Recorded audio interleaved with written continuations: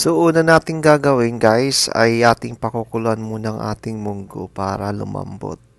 So, bali itong ating mga sangkap sa ating munggo guys. Itong gulay, and sibuyas, bawang, kamatis, sili, at saka ang ating manok. Yan, hiwain natin yan.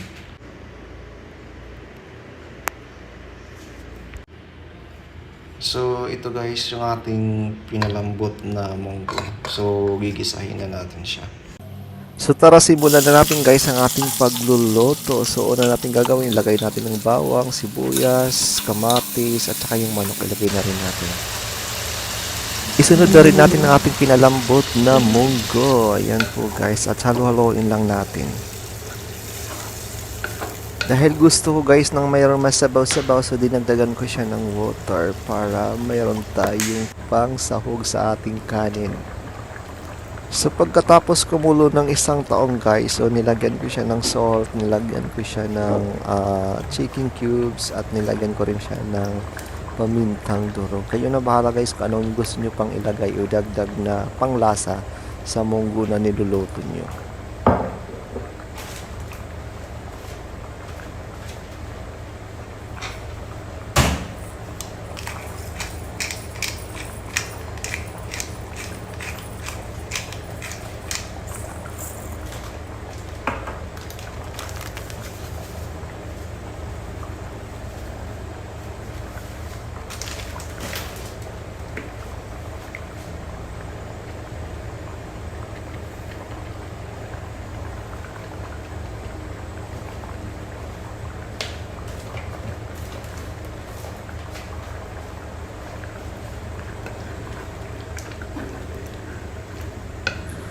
Kapag nakuha na natin guys yung lasa na gusto natin sa ating niluluto, so ilagay na natin ang ating gulay, ang ating spinach, or kahit anong gulay guys na meron kayo.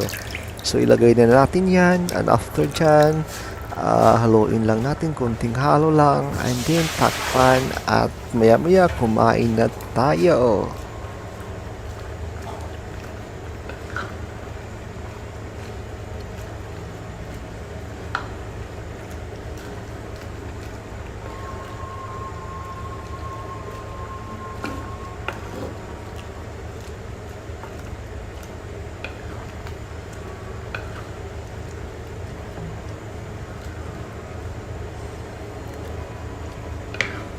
This is our finished product guys, ang ating munggo na mayroong manok at saka spinach. So thank you so much for watching. Sana don't forget to like and share my video. Thank you so much.